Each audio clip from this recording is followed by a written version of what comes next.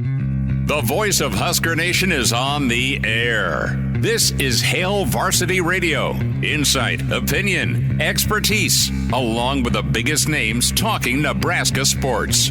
Join in with the show at 402-489-1240 or 1-800-825-5865. Now, here are your hosts, Chris Schmidt and Elijah Herbel. Welcome to it, Mondays here. It's Hail Varsity Radio. We're powered by Cornhead Lager, Chris Schmidt, Elijah Herbel. Welcome in as we get you set. NFL to talk today. Some Husker news and notes as Dylan Raiola is trying to throw the football to the sun based on Twitter video. Or over the mountains. Over the mountains could work too, as it's much nicer in Honolulu than it is in much of the Midwest. But we will grin and bear it as Elijah and I are going with our best South Park tribute. We're wearing stocking caps again today. Numbers to get in, 489-1240, 489-1240, or 800-825-5865. Can send an email, chris@hailvarsity.com, or just find us on the YouTube channel, Hail Varsity YouTube channel, or the Hail Varsity Radio Twitter feed at HVarsity Radio. We do this every day. Start the show off. We do roll call, our starting five. The first five into the stream, you get a shout out. We appreciate you checking us out. Mike was in first as he was waiting since 3:30. Roger checks in. Matthew in at third. Dion comes in at 4. And then Tuck checks in at 5. Patrick rounding out in at 6. So there we have it. A lot going on. Kalen DeBoer, your man, now down at Alabama. Some thoughts on that. Craig Mattick, longtime sportscaster and just Sioux Falls / South Dakota sports insight man. Spent a lot of time in his years with Kalen DeBoer. Craig going to join us here at 4:25. We'll check in. He spoke with Kalen on his podcast on New Year's Day. So I'm anxious to kind of see if there was any feelings. You just never could know, though, right? If Saban was going to step down, and that domino did happen. Greg Byrne moved quickly to fill that position. We'll head down to Tuscaloosa, check in with Lars Anderson, get Lars' take on just the mood around Tuscaloosa, the reception to DeBoer, and the bombshell of Saban's departure. NFL to get into, Husker thoughts to dive into in hour 2. It's the Blackshirt Hour. We'll hear from Blackshirt Charlie McBride, Mr. Blackshirt, a Monday with Charlie, get coach's thoughts on all sorts of things going on in the world of college football and NFL. And then Jay Moore will check in. Blackshirt Husker NFLer, co-host Big Red Wrap-Up, Jay Moore.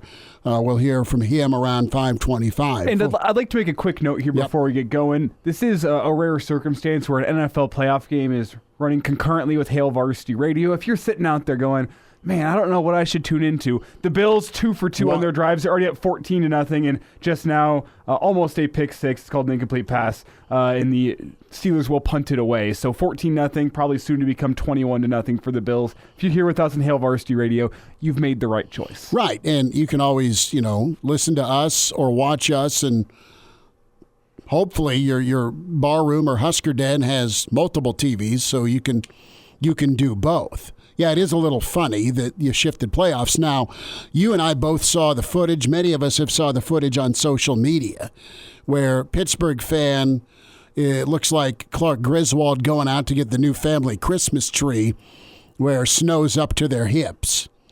That's the look of Pittsburgh fan trying to get into their seating at Rich Stadium or whatever it's called now, Ralph Wilson Stadium in Buffalo. We got hammered with snow in Lincoln and in Omaha and all parts of Nebraska. Buffalo got really, really, really hammered with snow to the point where they postponed the game for a 3:30 Central kickoff, 4:30 upstate New York kickoff. And it's funny, you got Papa Bear wearing this giant Rod Woodson jersey, and he's just trudging through the human snowplow dad with Junior behind him. There was no rope tied around each other's waist so no one got lost. But, I mean, that snow was thick. it was so bad conditions-wise that all those folks making $20 an hour, all the Bills fans, they couldn't get in till this morning to start clearing the snow out. I mean, they got absolutely drenched with copious amounts of snowfall. I did enjoy the snow mountain that was used as part of the table dive by Bills Mafia pregame. So they did the old King of the Mountain or King of the Hill and launched off top of these giant snow mountains in the parking lot to let the tailgate festivities go. I have been to some cold games. It was kind of blizzarding at Iowa State way back when. I got to the Big 12 championship game, Nebraska-Oklahoma. That was cold. There's a handful of Colorado games my feet haven't thawed out for. Same with Oklahoma games, but nothing like that. I mean, that is pure passion for you as a visiting fan, a Pittsburgh fan, to go watch the Steelers, who got into the playoffs, continue to have poor offense, and you're frozen. I mean, there were so many sights and sounds of folks down at Arrowhead where they tried to open their beer, and their beer was frozen. That's football weather. That is football weather. That is you need a flask, or you need some of the hard stuff to keep you warm. You need Jerry Kill eating a dilly bar is what you need. Or his defensive coordinator, but yeah. But before we dive into some Husker football thoughts, I just want to make one more quick point on the Bills. Funniest thing I saw this weekend was somebody saying on Twitter, why is anyone worried about the safety of Bills fans in this weather? These are the same folks that jump through burning tables. No one's cared about their safety for years. Like, what are we doing? And they're still jumping through burning tables despite the weather. The like meanest thing I saw on Twitter, aside from a runaway bobcat, down by my neighborhood, the Home Depot in Lincoln, at 70th and Pine Lake. The second meanest thing I saw on Twitter I read was from a Cowboys fan that Jerry Jones has arranged for Mike McCarthy to take a limo ride home, and the route goes through Daly Plaza. That was awful. That was so bad. Speaking of the skid loader, though, let that be a lesson to you, a warning. Don't smoke meth. No. Have you driven one of those things? Yes. With a construction background? Yeah. That guy had handles. He was able to. He was just zooming around. That was awful. You know, my roommate was watching him drive and started looking up his name, trying to figure out if he knew him and seen him at any construction sites recently. That dude looked like he was experienced. And I have gotten the chance to drive around my dad's Bobcat from a young age. He was a cool dad like that. Would just put us in the driver's seat and say, "Don't kill anyone." You never took Dad's truck and loader and. No, never got that. It was always played bumper cars at a gas station. I mean, what kind of animal smokes the still? For the love of God, that is awful. That is a sacred place. Many happy folks go to daily. The Still. Free shout out Monday. Sorry. Don't smoke meth. Again, is the lesson. You know that. I don't know that for a fact that this person was on meth, but I have my suspicions. Or are you saying that I know for a fact to not smoke meth? I do know for a fact not to smoke meth. That is pretty incontestable at this point.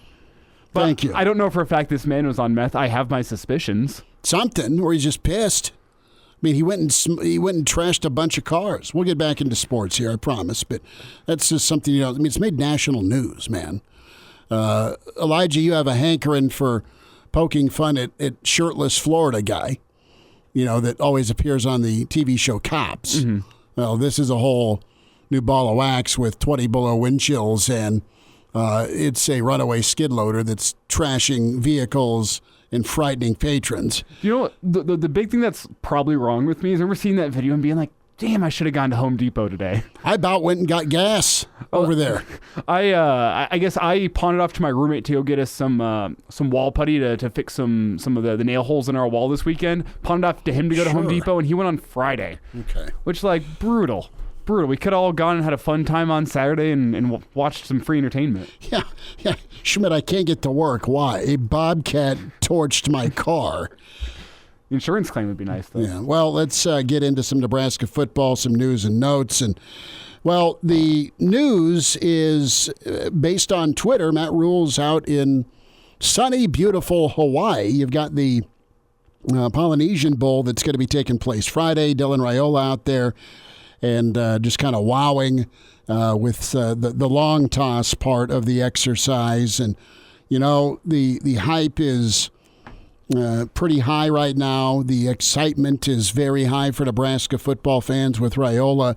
And to kind of relate it, NFL is a whole different animal. But, Elijah, you saw two young quarterbacks make pretty emphatic statements this weekend. C.J. Stroud and the Texans in his first year, shoo-in for Rookie of the Year. Jordan Love, after some time behind Aaron Rodgers, really got things clicked post-bye week, and Green Bay went into a different gear. It gives you some hope that, playing a young guy, if he wins the job, when he wins the job, can be okay. You roll with some punches, you take some lumps, you learn, and then by the midpoint or end of the season, you're not an air quote rookie anymore. You're playing with confidence. Brother, it all comes down to trading, it comes down to confidence, and it comes down to fit, and then it comes down to some supporting cast. And Green Bay is young, but they're not worried. And you're seeing that more and more, guys and teams getting it right with youth.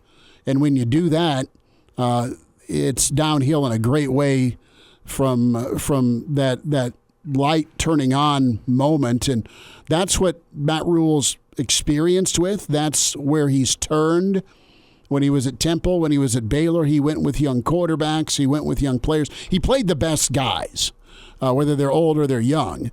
And if you get a sprinkling of vets and young talent, and those vets kind of showing the way for the young talent, man, good things can happen. That gets you a pretty high level of excitement if you're Nebraska. And I think what's really interesting is the different ways in which those two teams, the Texans and the Packers, handled their young quarterbacks. Because they did it in different ways, but there are some similarities. Because like Jordan Love sits for a year behind Aaron Rodgers. They got both right when they drafted. Oh, 100%. But like gets his feet wet last year, and not many people in the NFL were impressed with Jordan Love's performances on the field last year. Remember his game at Arrowhead against the Chiefs last year? He looked terrible. Mm-hmm. I mean, a lot of people thought this dude's done for and never going to be an NFL quarterback. He starts the year off this year. Doesn't look great. Something flips during the bye week. What was really unique about the Packers this year was, despite the fact that you weren't all that impressed with what you saw from Love last year and to start this year, they never once went and found themselves a backup that would truly compete with Love. Love had the keys to that offense for the whole year, no matter what happened. They were going to roll with Jordan Love. He never had to worry about who's breathing down my neck, who's going to come take my spot. He was able to play with confidence because of that, and that's such a unique thing for a franchise to go do in today's NFL, is say, hey, we haven't been impressed with our quarterback, but we still like the upside of him. We're going to make sure that he knows he's our starter for the long haul, because we're not going to bring in somebody else. Really interesting that they'd be willing to do that 3 years into a quarterback's career and still say, you know what, we still treat you as the young guy. We still treat you as a guy who's going to take some lumps, and we're going to roll with you. And then you look at Stroud and the Texans and how they just went. They put all their eggs into the C.J. Stroud basket this year. They put some weapons around him in the draft, and it paid off, clearly. But just the two different ways were, one with the Texans, it's we're going to throw this guy into the fire. If we got something, we got something. And then with the Packers, it's, you know what, let's let this guy sit under Rodgers. And you see how he plays. He definitely took some notes and took some lessons from Rodgers during Aaron's time in Green Bay. And now he comes into his own and kind of merges Aaron's game with his own, and it really started to pop following the bye week this season. I think it was just super interesting to see how these two different franchises handled their young quarterbacks in different ways, how it paid off for both. Well, we know when to move off or when to get him help, when to be patient. Mac Jones, Justin Fields, both in situations where either the nurturing wasn't right, their confidence was out the window, or there's just not a lot of help. In Fields' case, where he may be on the move to Atlanta, Caleb Williams may end up going to the Windy City, and it's reset time in Chicago already. But a couple of news and notes, Husker football related wise. Omar Hales no longer with the football program, and CJ Cavazos, also director of football relations, and you had Hales, director of high school recruits, personnel for high school recruits. So both those guys have moved on. And if you're sitting at home wondering what's going on behind the scenes, Nebraska is a place, Schmidt, I think you can confirm this, where what is done in the dark will surely come to the light. Mm-hmm. In Nebraska. And there's been none of that with either of these two guys. These are football-related moves by all accounts. And you know what? With some potential staff changes coming, We've talked about Glenn Thomas. We've talked about Dana Holgerson. You have to make sure the money's right. I think this is a CEO looking at his program and saying, what do we really need? What do we not really need? Where can we get some dollars? What is the value that these guys are bringing to our program for how much we're paying them? This feels like a CEO type decision. This was not a Bob Wager. This guy messed up and now we have to get him on the road. If they had other jobs and they were leaving for other jobs, I think we would have heard about those by now. This just strikes me as a CEO type move from Matt Rhules saying, you know what, we've got some staff changes coming here in the next couple weeks. Let's take a real hard look at our current coaching staff, who is worth the money we're paying them, who's maybe not worth the money that we're paying them, and let's make sure our money is being used in wise ways as we potentially make some staff changes here in the coming weeks. Well, it's an ongoing living evaluation, always. And you have the head man in Rhule, the head man in Trev that are always trying to get better. They're always going to evaluate, and are you doing the job? Or can someone else do your job? Brother, we're all replaceable. Exactly. And every day you wake up, you got to go hard because you're replaceable. It sucks, but it is a reality. Craig Mattick, legendary broadcaster from South Dakota, has spent a ton of time around Kalen DeBoer and his career. We'll check in with Craig Mattick next. Thoughts on that? Husker basketball stubbed their toe.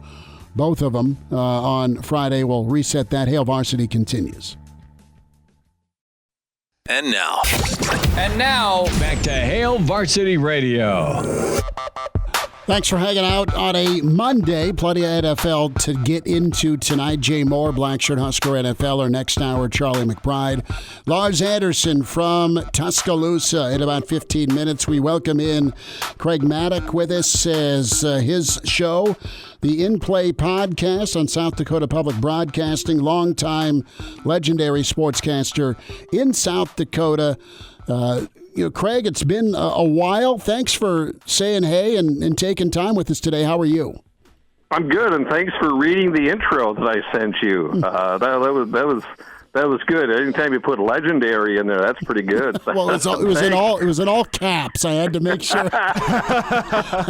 Things are crazy. I mean, with college football, I know the Huskers it's always crazy, but just recently now here in Sioux Falls and across South Dakota, everybody going crazy with Kalen DeBoer, and it's kind of fun to talk about him, a guy who, a little kid from Millbank, South Dakota, and now look what he's doing now, one of the top programs in America. It's just totally crazy and good for him. It is awesome. And Craig, you spoke with him on New Year's Day on your podcast. Any inkling at all? We didn't know Saban was going to step down. I mean, there'd been a little smoke around. Is St. Nick going to go step away? But this thing transpired pretty quickly, and it was a short list with the athletic director at Alabama, Greg Byrne, and you have what an impression Kalen's made, not just at Washington, but throughout his entire career, and you've gotten a chance to see that up close. Well, it may have looked like it was a quick turnaround, but really it has not been. In the background, there have been a number of Division I programs who have made contact with DeBoer over the last year. In fact, his offensive coordinator, Ryan Grubb, who he has been with Kalen DeBoer since they were at the University of Sioux Falls. Ryan Grubb took an airplane flight down to Tuscaloosa a year ago and was offered the offensive coordinator job at Alabama with Nick Saban a year ago. But Ryan Grubb said, no, I'm going back to Washington. Now, I have a feeling it's going to be tough for him to say no to that again because I'm sure he's going back with Kalen. But I know that there were people associated with Alabama, and I know also there were people associated with Michigan that had been in contact with Kalen DeBoer over the past few months. And so during the playoffs, I knew that watching what was happening with Michigan, what was happening with Alabama, and I kind of felt that that they were going to make the call to him if somebody else maybe didn't want it. But there were a handful of other football programs in Division I looking at Kalen DeBoer. And Craig, there were rumors at this time last year, I guess a little bit before this, that Nebraska had been in contact with Kalen DeBoer, and essentially the answer was thanks but no thanks. We don't know if those conversations actually happened for sure, but that was the rumor a little over a year ago now. And I want to get your thoughts, knowing Kalen DeBoer, knowing the landscape of college football, what makes him a fit for Alabama outside of the football, the X's and the O's? As a guy, what makes him a fit for Tuscaloosa and to be the guy to follow up Nick Saban? He is a tremendous football mind, and what he has done, he has put people by him to help him out with the recruiting and everything else. When he was at the University of Sioux Falls, Chuck Morrell is defensive coordinator and Ryan Grubb is offensive coordinator. They were along the same hallway, and he could stand up between one door and talk to two guys. At the University of Washington, and it's similar there for Nebraska. You have over 40 up to 50 people that are in your room when you're talking about team meetings. I mean, the staff. It is amazing the number in that staff and what he has done. He's a great football mind, but he's got Ryan Grubb, who's been with him since Sioux Falls. Chuck Morrell is the defensive coordinator. He's worked with the safeties. He was, at one time, a head coach in Montana Tech for a while. But these three guys have been together since they were at the University of Sioux Falls. And it's just crazy that those three guys have been the centerpiece of how they've put that football program together. And I would not be surprised, a name that may come out down the road here, too, is Curtis Riggs. Curtis Riggs was the quarterback who threw a bunch of passes to Kalen DeBoer when those two went and had a national championship at the University of Sioux Falls, back in 1996. Curtis Riggs, of course, was the head coach of the Sioux Falls Storm, National Indoor Football League. Folks from the Omaha Beef may remember the name Curtis Riggs, but there's a chance that Curtis may be joining that program as well. In just all four of those guys, really good football minds, and it has worked, whether Kalen was at Indiana or Southern Illinois, at Fresno State, at Washington, and now let's see what happens at Alabama. Craig Mattick's with us, longtime legend in South Dakota, and his podcast, the In Play Podcast, find that on Apple, Spotify, iTunes, as he has watched and been a part of Kalen DeBoer's career all the way back to Sioux Falls. And you want to hear a really interesting fun fact here? Curtis Riggs was the quarterback of the Sioux Falls Storm in 2003. You mentioned the Omaha Beef. You know who their quarterback was in 2003? I know the name. Matt LaFleur. Matt LaFleur. Head coach of the Green Bay Packers. LaFleur was good one. Yeah. I was doing games, arena ball then. I think I went up to South Dakota and Sioux Falls after I left South Dakota, and I think the Beef put up a 76 spot with no running clock. Ouch. Much like Kalen DeBoer would put up 60 spots on Nebraska Westland, and there was no running clock. So you got to see a lot of Kalen a couple of years in a row. But what's his personality like? You mentioned Millbank, and I know that area, and just climbing the ladder like he did, not really being afraid of any challenge, being confident.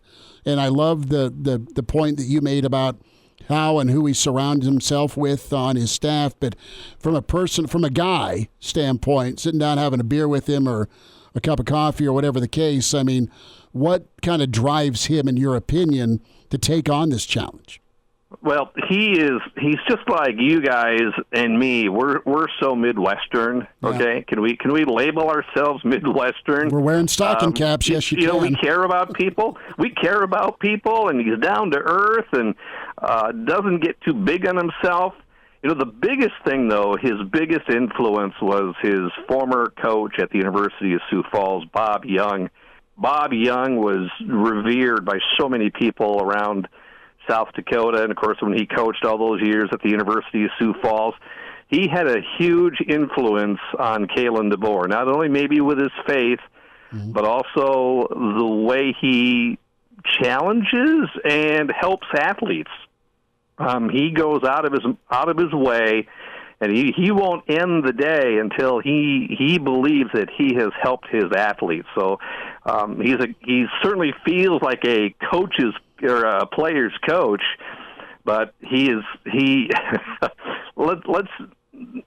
a guy who's been in the spotlight, but every time I look at him, it still looks like us, after a ball game, going up to him and just saying, "How you doing?" And he'll come up and pat you on the back and say, "How you doing? How's the family? Hope things are well." Just an amazing, great guy. And a lot of folks in South Dakota are going to be, I don't know if they're going to be wearing crimson a lot, but at least they're going to be following Alabama down the road. Well, I was going to ask how many South Dakotans are going to make the trek down to Tuscaloosa for a ball game. I'm sure that's got to be in the works. We were excited for next year because, let's face it, Washington and the Pac-12 or 10, whatever, becoming members of the Big Ten, where eventually, Washington is going to go to Nebraska and play. And we were looking forward to maybe seeing him play Minnesota and Iowa in the Big Ten. But now it's going to be a little tougher to see Alabama. Is Alabama going to play Nebraska at home here anytime soon? Is that on the schedule? Not a home and home. The expansion continues with the Big Ten, as you know. So you're getting a lot of good home and road games with the expanded Big Ten. And it's a divisionless setup now. I think Tennessee's on the slate. I think Oklahoma's on the slate. I think Arizona's on the slate for now. The Buffs and Coach Prime come to town next year. So some of the non-cons are a lot of fun, but, each week is going to be pretty treacherous. That was a long-winded way to say, no, we don't want Bama.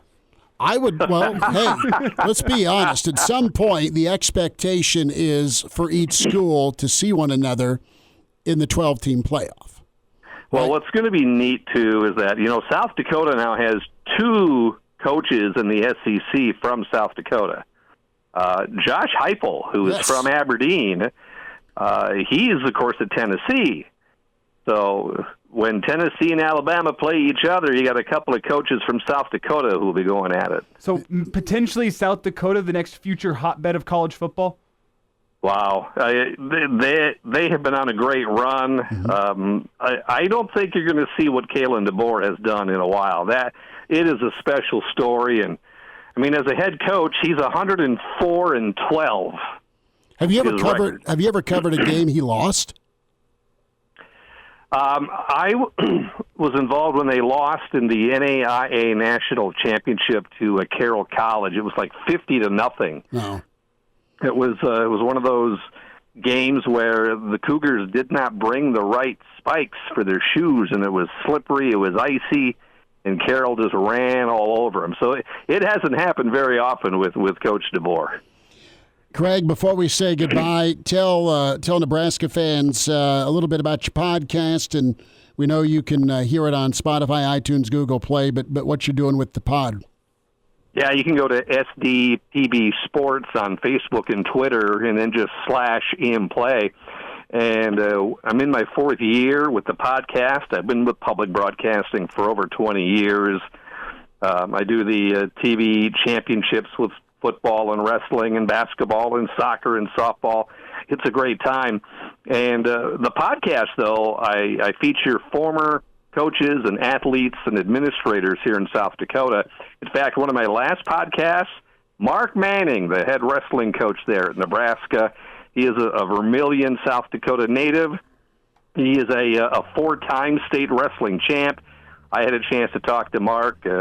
I was in Vermilion at the time that he was winning championships, and a fun conversation with that podcast. So there's a Nebraska connection for you folks to go to InPlay, and really appreciate that. No worries. Mark Manning, one of our favorites. Craig, we'll do this again. Appreciate your time and insight today. You take care. Hey, I appreciate it. Thank you. There he is, Mark with us. Craig Mattick with us on Hail Varsity. Quick timeout, Husker basketball. Got to bounce back on Wednesday. And now, back to Hail Varsity Radio. Back into it. It's Hail Varsity Radio, powered by Cornhead Lager. Chris Schmidt, Elijah Herbel. We're dressed like South Park kids today, and working on his 10 down in Alabama. Lars Anderson, New York Times best-selling author, midday host to Tide 100 at Lars Anderson 71 on Twitter is where you find Lars. Lars, how has the last 48 to 72 hours been, starting with the Saban bombshell of retirement, and then you fast forward quickly as A.D. Byrne moved quickly and got one of the best coaches, just not at Washington, but in college football, wherever his stops have been, and that's Kalen DeBoer. Yeah, I love the hire. But going back to when Nick announced his retirement, I was absolutely shocked. Absolutely shocked. I mean, I feel like I know him very, very well. Written 2 books on him and just, 20 different long-form magazine stories probably. And I had absolutely zero inclination that he was going to walk away. I still don't think we really have the full reason. There's a lot of rumors here in Tuscaloosa and Birmingham about the health of a family member, but I've also been told by a writer who has basically been embedded with Nick for this year for a book that once he got back from the Rose Bowl, a couple of his stud young players came into his office and demanded money. They didn't feel like they were getting compensated enough with their NIL deal. And Nick was explained to my buddy in an email from Miss Terry. Nick felt like it was extortion, and just enough is enough. And he's a coach that craves control. I mean, all coaches do, but he is someone who absolutely will go bonkers if he's not in control of every facet of his program. And I think he just hates where college football is going. And I think there could be that and a health issue. And also, he did seem to lose a little bit of steam this last year. I mean, he is 72. And I think you could just tell that this was a very difficult year for him. And again, this NIL stuff is not where he doesn't want to be dealing with players, because players now have more power than they've ever had before, especially when some of these guys are making more than the majority of the assistants on staff. And that creates a lot of problems in managing the locker room. As you know, I mean, every school is dealing with this. And I don't think Nick just has an appetite for it anymore. And, I think in his mind, too, winning the SEC championship was a really big deal, and stopping Georgia and Kirby Smart from getting their 3rd national championship in a row, which is something Nick Saban's never done. And so, they put that sort of dynasty on hold for a while. And I think Nick feels pretty good about how he's leaving the shape of the program. There have been a lot of kids who have defected or have entered the transfer portal, but I think DeBoer might be able to get some of them out. And, as a Midwesterner at heart, as you know, Chris grew up there in Lincoln. My family is all from South Dakota. So I love the fact that a bunch of South Dakotans coming into Tuscaloosa to save the program. And I mean, it's crazy.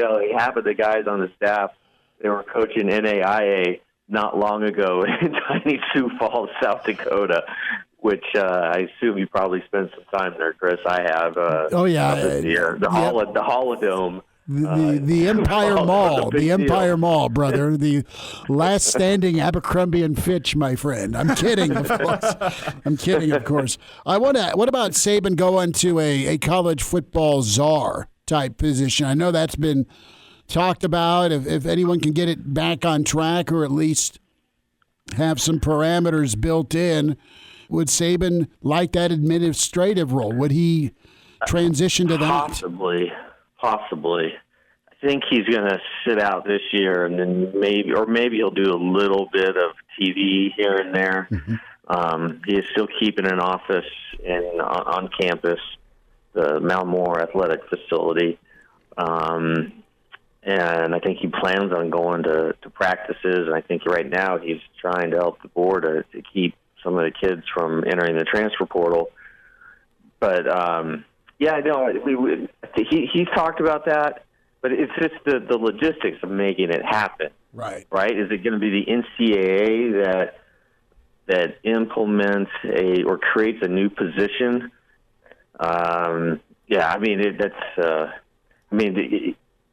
pie in the sky talk, it would be great because Nick has a way of seeing things before they actually happen. And he's really good at diagnosing sort of where the game is going. And, yeah, he would be great in that role. But yeah, it's just been stunning. It's just, I was on campus on Thursday, the day after. It was the first day of classes for me, teaching 2 classes on Thursday, and the students were just sad, I think is the best way to put it. They were shocked because, I went around the room in both my classes, told about 35 kids, and of the 35, probably 33 said the reason they came to Alabama was because of Nick Saban and the football program. I mean, it's crazy. Again, but I'm teaching sports journalism, so sure. That would make sense. However, just the impact he's had, and Greg Byrne, I think he's one of the best ADs, if not the best AD in the country, mainly because he spent most of his youth in Lincoln, Nebraska, the son of Bill Byrne, and Greg's just been around sort of every possible situation that an AD can confront. And what I really appreciate about him is that he doesn't go out and spend $5 million on a search firm. He's a one-man search firm, and he doesn't tell anybody what he's doing. He just gets on the private jet and goes off into the wild blue yonder, and nobody really knows where he's going. And that's what he did when he hired Nate Oates, the basketball coach, who has had amazing success. And I think DeBoer really was his maybe second target behind the Oregon coach, Lanning. But I do think, he wanted to get somebody who was kind of outside of the SEC footprint. And I know Lanning spent a little bit of time in Tuscaloosa, but he just, it's tough because you don't, and it's obvious too, that you don't want to be the coach who follows the legend because of the shadow that the legend casts is so wide and long and hard to get out of. But at the same time, this is a hell of an opportunity for a guy that was coaching NAIA football not long ago. And I think he's going to make the most of it. He seems very sincere, seems very Midwestern, and, so far he's made a really good impression on Alabama people. And now, back to Hail Varsity Radio. Lars Anderson, a New York Times best-selling author, midday host to Tide 100 at Lars Anderson 71 on Twitter is where you find Lars. Lars, you mentioned the Saban shadow and Saban keeping his office on campus. I've seen two sides to this. One side, there's a group of people saying, man, tough for DeBoer that Saban's going to be looking over your shoulder and controlling your decisions as you try to install your brand at Alabama. But then on the flip side, I've seen people saying, well, there's no better person than one of the best in college football to have in your corner as a part of your support system. What's your take on Saban's continued influence over Alabama as DeBoer takes control? I think Nick is going to be very careful not to hog the spotlight and really to stay out of it and sort of stay in the background and make sure that everybody knows that this is DeBoer's team and going to be, sort of created in his likeness. But at the same time, if you're DeBoer, DeBoer's it's a tough situation. Imagine, if the next guy after Tom Osborne would have never had any affiliation with the University of Nebraska, with Solich, it seemed seamless and good at the time, and the athletic staff really messed that up at Nebraska. But yeah, I think Nick is going to be very cognizant of not trying to appear to be overbearing. But at the same time, if you're DeBoer, you definitely have to, welcome him with open arms. And again, it's tough coming from the Pacific Northwest and not really having any, recruiting relationships with high school coaches in the South. And I know he's going to focus on hiring guys who have reputations as really good recruiters, but still, recruiting is really like journalism, relationship-based business, and DeBoer simply doesn't have the relationship with any of the coaches who are 500 miles around the university, and that's really where Saban did so well, was cultivating those relationships and just having wide open dialogue with all these different high school coaches, and DeBoer starting at zero, and it's going to be tough. Auburn people here are hoping that he is the second coming of Brian Harsin, the dumpster fire of a coach at Auburn coming from Boise, in a very kind of similar situation. But I think DeBoer's going to do a really good job. Have you guys been impressed with him? Yeah, he's as Midwest as Midwest comes. He's even keel. He's climbed the ladder with him and his staff. He's taken really tough jobs, and he's won. And I mean, the recruiting base he set up in Northern California with his 2 tours at Fresno, his connections to Florida through Indiana because they recruited Florida, were good. And if he doesn't know it, he's going to listen, and he's going to hire the right people, I believe, to surround himself with. Not only is his own guys coming with him from Washington, but I think he'll keep who he can and who want to stay with him on at Alabama to cut down that tourist type stamp on him. And I think maybe most importantly with him is how he welcomes, embraces, and thrives in the modern era of college football. Yeah. Simply put, with his short stays, he's used the transfer portal well, got some good pieces in recruiting. He just seems to understand the modern college football, where it's going. Lars, we'll do this again. Be well, and thanks for a few minutes with us. Yeah, thanks, guys. I appreciate it. This is Christian Peter. I'm sorry, but the stories I have about Charlie are not appropriate for the public. The right case of the Mondays. It's Mr. Blackshirt, Charlie McBride, on Hail Varsity Radio. Back with you, it's Hour 2. It's Hail Varsity Radio. We're powered by Cordhead Lager. It is that time. The Blackshirt Hour kicks off. Mr. Blackshirt himself, a Monday with Charlie. Coach Charlie McBride with us. Coach, how we doing? Are you trying to stay warm? We're all just kind of de-icing here over the weekend. How are you? Well, I went out to see how my truck was going, and it didn't make a sound. It was so quiet. So it's frozen stiff, and I couldn't get in it, first of all. It took me about 10 minutes to get the door open. So it's been really cold. I mean, I'm sure we hit 10 below before, sometime during the night. We got about 7 this morning. We're minus 7 when I got up, but the thing they did was call up the wind. We had a wind warning, and they called it off. So it's been pretty quiet. There hasn't been a lot of wind, and when you don't have the wind and you have the sun, you're at least going to know you're going to stay alive. I got to ask you, all those years on the sideline, how'd you stay warm? And the topic of no sleeves, because none of your defensive linemen wore sleeves. Was that? Go ahead. They're nuts anyway.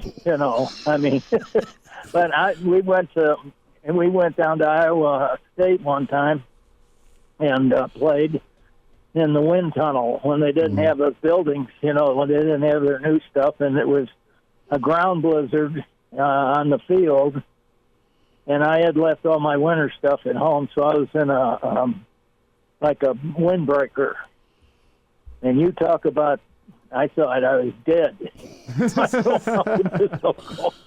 was really cold, and I just kept my mouth shut. I didn't want to tell anybody how stupid I was. Well, Charlie, the positive is now that you're retired, you don't have to be down on the sideline, and the cold weather gives you a perfect excuse to not leave your couch all weekend. Nobody can say anything. You can just point outside and say, my alternative's going out there. No, thank you. I'll watch football. You have the perfect excuse for an NFL wildcard weekend. Yeah, but I'd be lying. I'll tell you what, that's the hardest thing in the world is cold weather when you're coaching, I think. But, we were lucky. All the years I was there, I think I only remember really snow maybe one or two times during practice. And, so it wasn't that bad. And we didn't get any really downright big storms when we were playing. We had some crappy weather. But other than that, it was, my years there, we were pretty lucky. Well, a number of Nebraska players have started moving in. That was part of the video montage yesterday where kids from all over, some Midwest, some not Midwest, are finding out about the warm and cozy Januaries in Lincoln. But just touch on just the importance of getting guys in early and what early enrollment does, not only for the quarterbacks when we talk about Raiola and Kalen, but also some of the linemen, getting them acclimated to college football.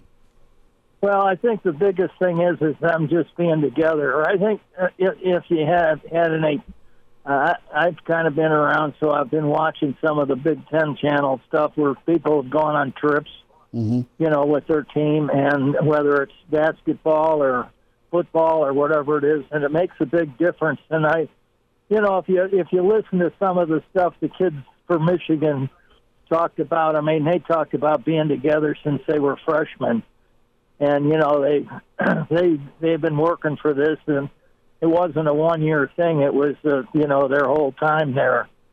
And, there was a lot of loyal kids. I know he said one time we only had a couple of guys leave.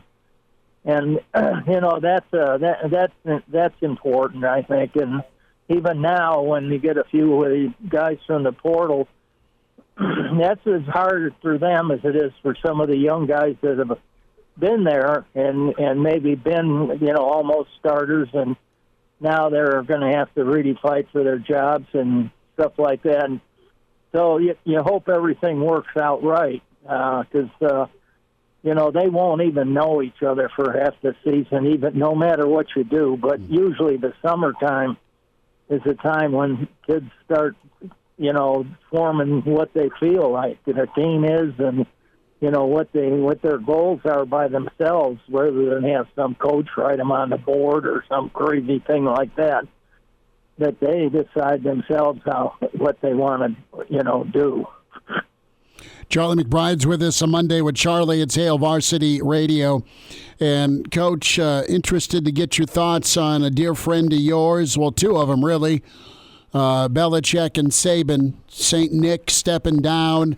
We really like Kalen DeBoer. We spent a lot of the last hour talking with some folks that have been around him and his career, but are you surprised at Nick stepping away? No. I think, you can almost look at what Frank did. I think they're both about the same age, and I know at one time they mentioned that Frank was the oldest active coach at one time, and he's only they're about a year apart. And so, that's something, when you feel it, you lose your interest a little bit, and you're not keeping up with your kids, and then the changes that are made. I think it makes it harder for coaching right now. You're scrambling the whole year, there's got to be some time to breathe, and there's not really right now. It's it's recruiting year round, and it's all kinds of crazy things that I think they got to get straightened out. So the coaches have at least some time to settle down and be with their families and stuff like that.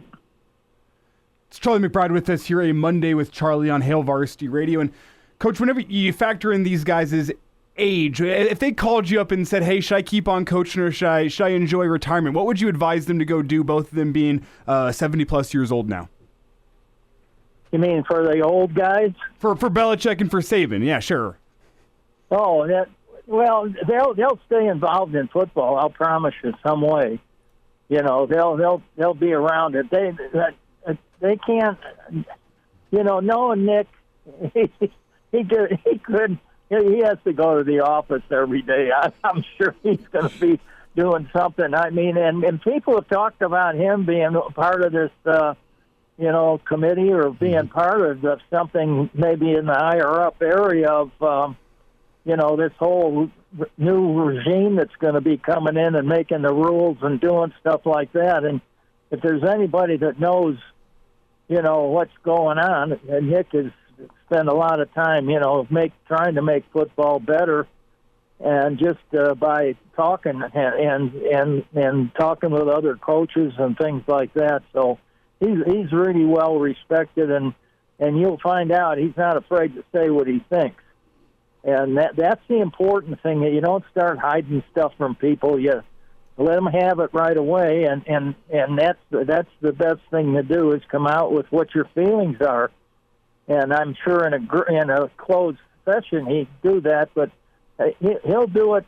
He'll tell you everything that's going on, and and he's hard nosed at it, and so that's what you need to have. I think you need to have somebody that's going to be honest with everybody, and get what everybody's feeling. I think once you are honest, they know that they can be honest too, and so it's going to be interesting to see what happens to both of them. I think Belichick, being in the other league, he may end up still coaching for a little bit, but I don't know that, but because he's of the age where he could take it. But I think in the NFL, it's a little different, especially for the head coach. Sometimes when they get into the, what we would call the recruiting part, or the part where they're deciding on players, a lot of those head coaches don't have a say.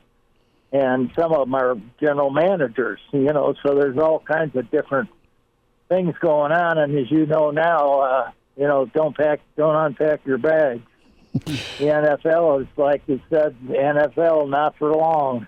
That's what it stands for. 24 years for Belichick with New England, and it was kind of sad to see his press conference. I mean, he was full of gratitude. Him and Kraft both took the high road. Bill had been in charge of personnel, and some of those personnel decisions hadn't panned out like previous years. I think he'll end up somewhere. He could end up in Atlanta. He could end up in Dallas if Dallas makes a move. But tell us a little bit about your time around Belichick, 'cause I know you knew his dad pretty well, and I mean he's as good as it gets. And I don't see him sitting on his hands at all. I see him fielding some offers as long as he can have that control. Right. And he's always been that kind of a person. He's always been a straightforward guy. And that's what I think a lot of coaches that, don't try to trick, you might be able to trick the fans, but don't trick the players. Mm-hmm. I mean, meaning the admission, everybody that's contained underneath you. And I think that's where he stood. And what he wanted to do, it was done. I mean, he's the head guy, and he had some coaches. I don't know that they have as much power as Bill had. A lot of times it's the owner, and that owner you think is involved in it, as much as there is, and he might not be what you see.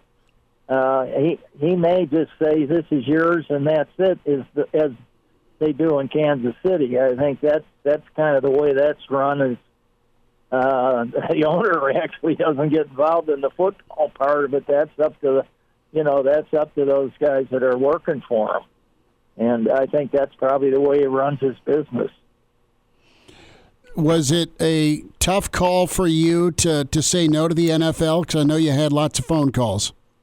Well, I had made a promise to myself that I would, that I wanted my kids to say where they were from, and it was hard for me to even, when I started out, it was hard for me to leave Arizona State when I was just a young guy, and but when I look back on it, it was the best thing for me, and I did go to Wisconsin for 7 years, and had a great thing there, and then the way it was broken up was the head coach was going to resign in a year or so, and he ended up having a heart transplant and eventually passed away. And so that wasn't. But I stayed with him the whole time, and I think the one thing I learned when I was young and all the way through, I think my high school coach was one that preached loyalty, and that's part of what the game was. I thought, it wasn't the money that, it was, the money was okay and you fought for whatever you could get, but it isn't like it's flowing around now. It isn't anything like that. And I know some kids are even getting to a point where some of the older kids or some of the 4 and 5-star guys are, asking for money just to visit. And, that kind of stuff, it's out of hand. And, and they've got to get a hold of all that kind of thing and stuff like that. And people are getting accused now of buying football teams and things like that. And that's not where college football should be. And I noticed one person said the other day that, what did we forget? The name student. And it's all about football. You never heard of student athlete anymore. It's all just football and how much is this and how much is that. And that doesn't do anything but, create some kind of a, hard feelings sometimes among everybody. I mean, some schools have it, some schools don't. And that's where the problem is, and the rich get richer and the poor get poorer. Coach, we'll check in with you next Monday. We'll talk some NFL, some more NFL next Monday, and you get that truck started, all right? You stay warm and you stay safe. I'll try. They'll be moving their feet now this next couple of weeks, I'll tell you that. These owners get crazy.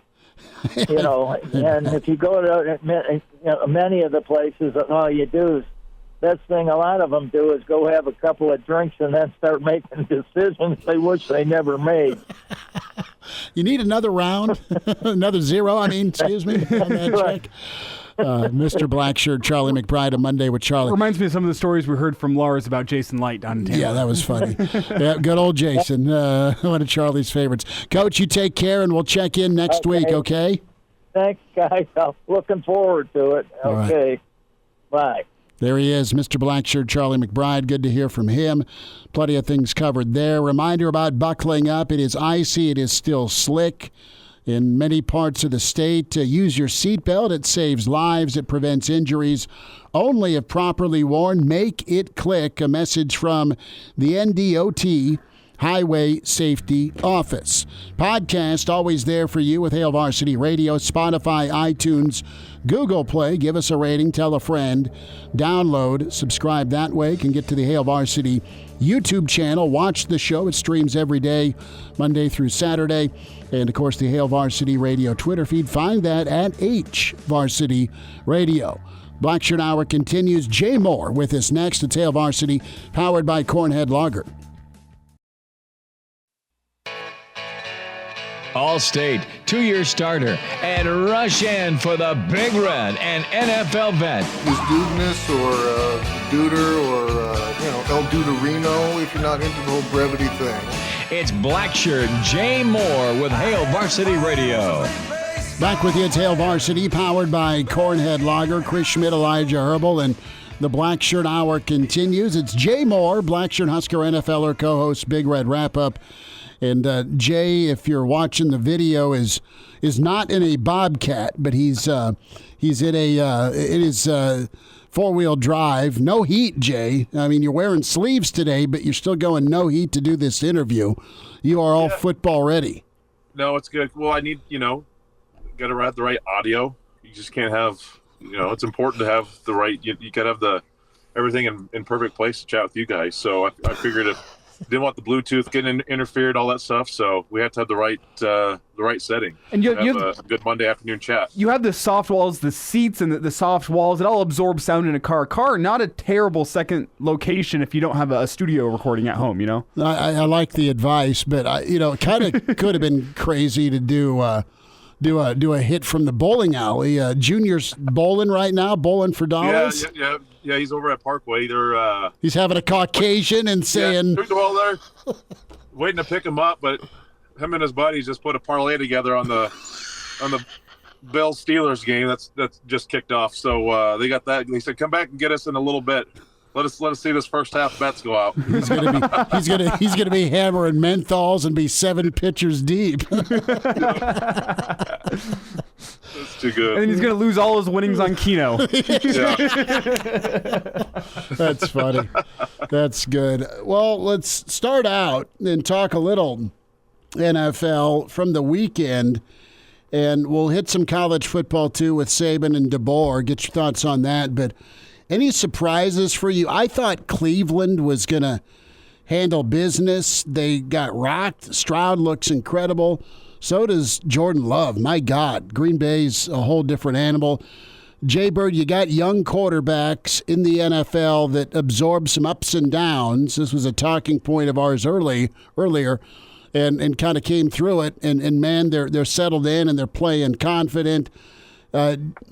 Different animal with Dylan Raiola, but I ask this because do you just think the right quarterbacks are ready earlier? Is that a fair question?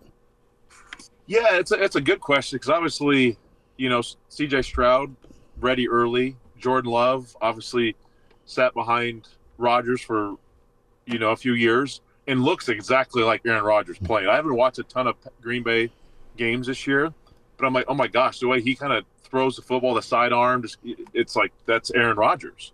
But I think to each and everyone's a different situation. I think depending on the offenses that guys are running in college, depending on the coaching they got, depending on the systems they get thrown into right in the NFL, it may take them longer to progress and kind of understand everything.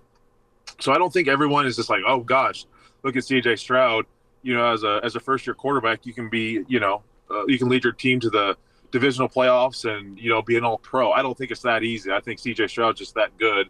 And I think DeMeco Ryans is really good head coach in Houston and got him in the right situation. So I just think everything's different. But it's fun to see these young players, get their chance. And then, obviously, when the opportunity presents itself to capitalize, it just – kind of we've seen it, the changing of the guard per se here in the last, few years, obviously with Brady retiring, Aaron Rodgers getting older, obviously still trying to play, but you've seen the Burrows and the Allens, the Mahomes, the Justin Herberts. Now you got to start throwing C.J. Stroud in there. Maybe you start, is Love getting into this introduction, into this crowd because of depending on how, far Green Bay is able to go. So it's a QB-driven league. This game is QB-driven, and there's some damn good ones playing right now. Well, Jay, it's interesting to see how there was 2 different young quarterbacks really succeeding over the weekend, and they were handled in different ways where Stroud's thrown into the fire, and he really rises to the occasion and has an MVP-caliber performance this season. I know he didn't win MVP, but he was legitimately in that discussion for a little bit this season, and he showed why on Saturday. Then you have Love, who sat behind Rodgers, got some playing time at the end of last year, didn't perform great. Instead of bringing in any real competition, the Packers said, you know what, we're going to give you another full year to really get your feet wet. And something changed for him during the bye week. That team just came on so strong in the second half, Jordan Love especially with his crazy touchdown to interception rate. And it's interesting to see that the old way and the new way of the NFL both worked in finding a team's quarterback for the future. At least it feels like with the Packers and Love and the Texans and Stroud. They handle it in their separate ways, but they both get a similar feeling result. Yeah, it's the world of trying to make sense of it all, and like we are trying now. You just can't really make sense of it. You just got to appreciate it. Why does year one of CJ Stroud work? Why does other QBs step in year one and they struggle, heavily? It just depends, different playbooks and in different organizations. There's good organizations, there's bad organizations, and how they handle young players. But it's fun to see, Love progress. It's fun to see Stroud step in. And obviously, when he was healthier, through the first middle of the season, the Texans were tough, and then they struggled a little bit there when he got hurt. So obviously, he's the real deal. But just the NFL in general, it has been, you bring a guy in, you let him sit for 3 to 4 years, you let him learn and develop and process. But the football's changing, and not changing, I wouldn't say drastically, but just the amount of the coaching and the education. I think it's just starting earlier for kids to understand it at a much younger level. Middle school to high school to college. It's just they're able to grasp information just with technology and all these things. So you just see kids, and guys can step in right away at the NFL and play very successful for the most part. There's probably some other guys, that in the last couple of years that have struggled earlier in their careers. But what CJ Stroud's doing is very, very impressive. Super important to get to that right situation, like Joe Burrow landed with Zach. You have Green Bay, the picture of quarterback picking and development. I mean, 3 quarterbacks in 30 years, and not to anoint Jordan Love yet, but man, he really flipped a switch, which is important and impressive. I think all you need to know about Love is that Bears fans are terrified of that performance yesterday. Oh, completely. No, you look at Chicago's situation. I mean, they may move on and get a bunch of picks from Atlanta and go with Caleb Williams. Yeah, that's case in point right there. I was trying to think of other quarterbacks. I mean, Justin Fields, a top pick, and just the Bears they're a good organization, but just haven't got the right guys and staff in there to figure it out. I look at other successful college coach, QBs. Marcus Mariota struggled, coming out. The Falcons drafted a quarterback. He's struggled, at times. It's hard, and I truly believe it's about getting the right mix of the staff with the organization, and then getting players in the right position and the right mindset. Because sometimes there's some bad coaches in the NFL.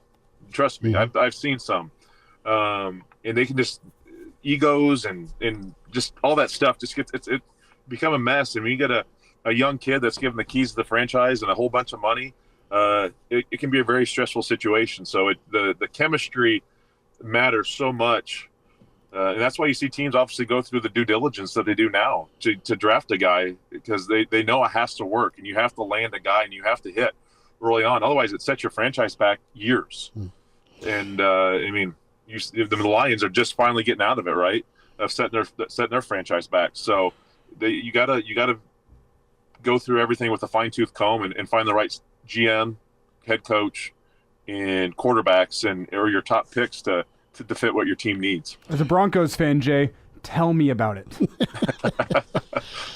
Oh, we won't go into that. But Paxton Lynch to Simeon to Russell Wilson and 7 other guys I'm not even naming. Oh, my God. Yeah, that old John. Elway was supposed to make it better, not worse. Yep. Jay, let's get your take on Saban stepping away and Kalen DeBoer, Midwest dude that said, you know what, I'll take that challenge and that shadow, that animal on of Alabama as he's rolling Tide.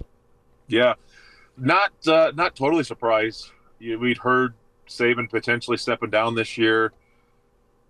Just obviously the age is one thing, but kind of getting frustrated just the way with college football's kind of going and trending. I think that was part of his decision too.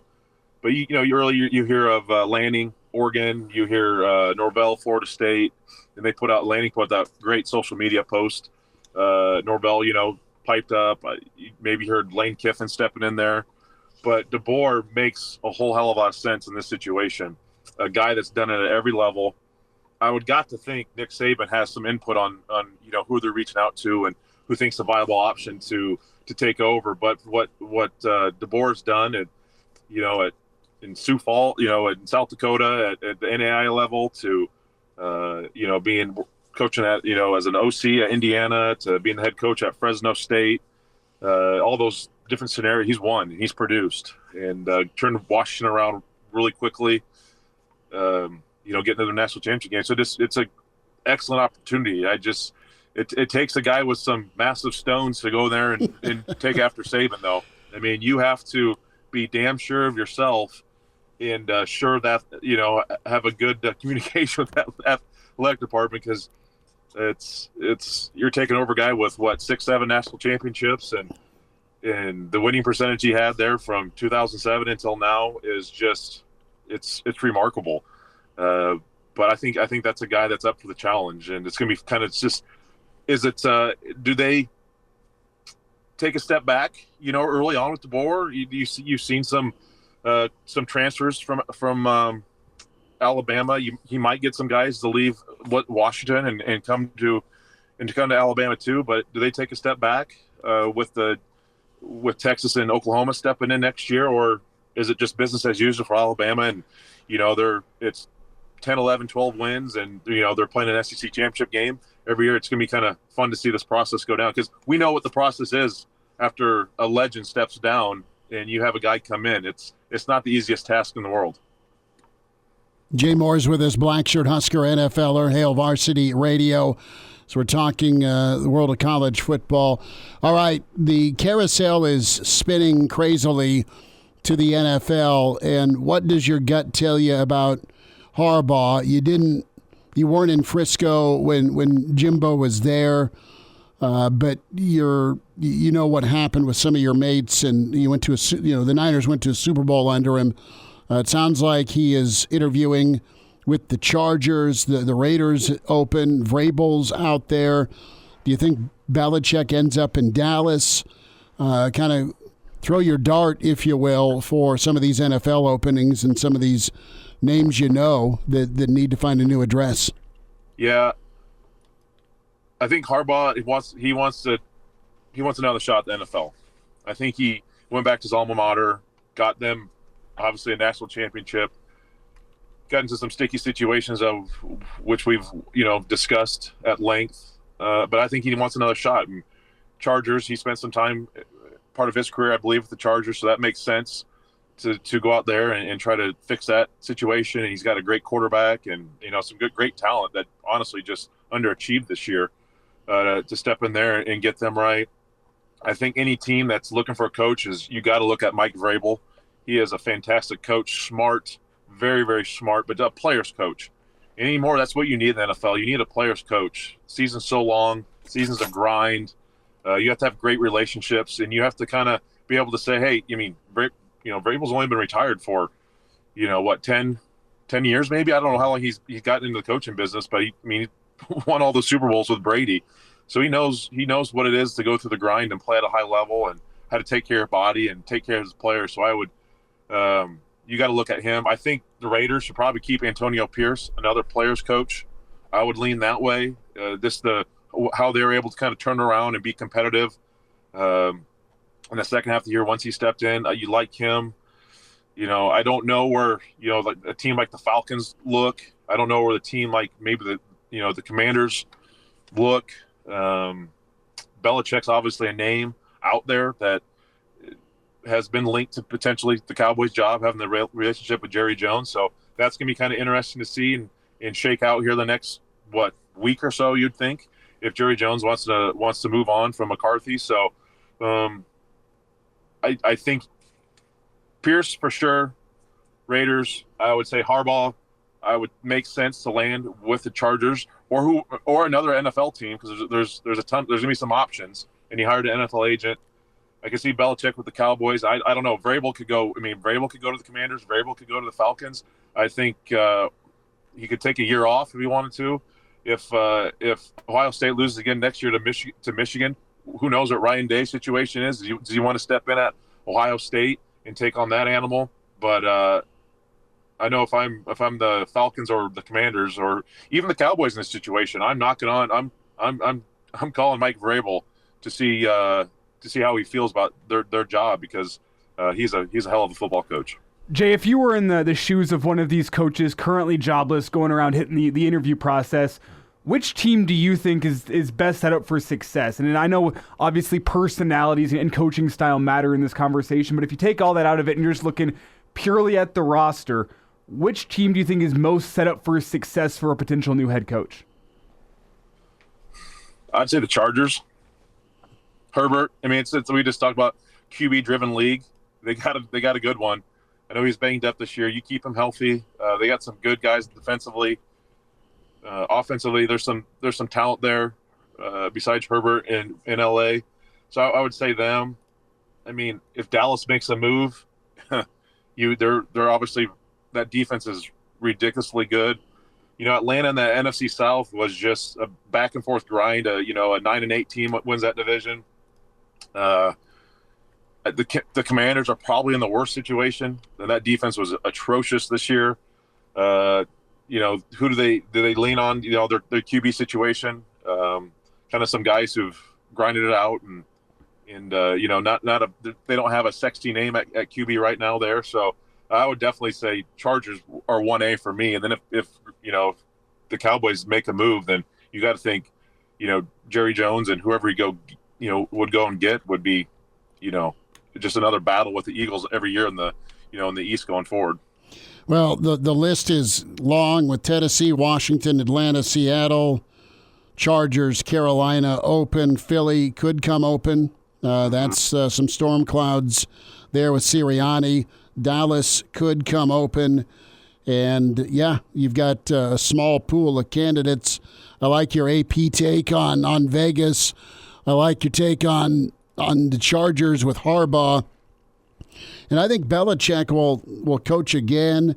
I know Atlanta's really hot after him. It's just a matter of control, Jay. And you look at Belichick, he was the personnel guy on top of the GM and the head coach, and there was just some misses, quite honestly, with who he drafted, and he gave some of that control over, and Mac Jones wasn't really handled the best. And what's your ownership like when it comes to the keys, and what's your GM/head coach relationship like? That's super important. No, it's very, very important. It's vastly important. The relationship from top to bottom has to be really good, and he had it there for a long time with Bob Kraft and in the Patriots. But he also had arguably the greatest QB of all time that was underpaid. And so they could use some of that money to go get other people and keep guys like Gronkowski and Edelman and early on Wes Welker and some, or go get some, pay some defensive guys, the Vince Wilforks, the Vrabels, the Marvin Harrisons. Just all those guys back in that time. Does that work? Can you get a young QB or a QB to not go out and get as much money so you can pay some other guys? It's just Brady there's no one ever like him. I don't know if there'll ever be like him again. The guy was so locked in and held everyone accountable. So I think Brady was like another coach, OC, general manager on the field in that situation. I just don't know if you're ever going to have that relationship between a Kraft, a Belichick, and a Brady again. That was unique, very, very unique, to where people have tried to mimic and recreate it, and they just haven't. So it's gonna be tough. I just don't know and maybe Belichick thinks about that too. It's just like, man, what we had there for that decade with Tom, and that was special. It's just hard to does he get that at Atlanta? Does he get that in Dallas? Does he get it wherever? Who else Seattle, you just go down the list, right? Is that can you recreate? Is that because you're kind of chasing that that purple dragon, right? That they had there for so long, that high. I just don't know if you can recreate it again and find that perfect mix of owner, general managers, and players, because they had something going there for a long time. Jay, before we get you out of here, I got one question for you on the coaching carousel topic. Washington, they filled their opening. They got Jedd Fisch from Arizona.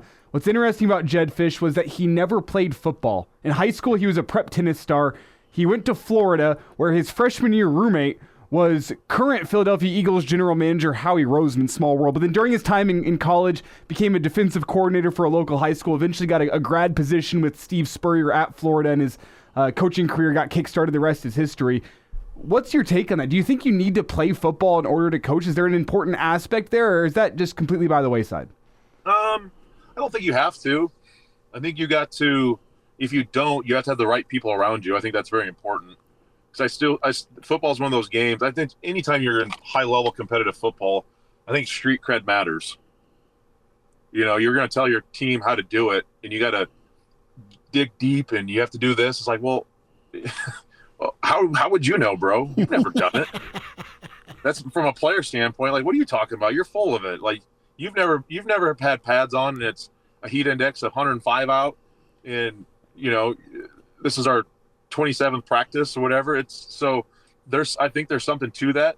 Now he doesn't have to talk like that. His defensive coordinators, his position coaches, if they're going to make those type of commands, you have them do it. But you can learn. I don't think Mike McDaniel played, at a high level. I think very more cerebral. Just love the game. There's nothing wrong with loving the game. I think if you understand it, love it, and communicate it very, very well, I think it can be done. And you've seen it, being done, by a lot of other coaches and Jedd Fisch. So hats off to him. It's great what he did at Arizona to turn that thing around rather quickly, and then gets a quick phone call to head up to Seattle and making a move to the Big Ten. It's not an easy task, that's for sure. Bird will check in next week. More NFL thoughts. Thanks for a few minutes today. Yep, you got it, boys.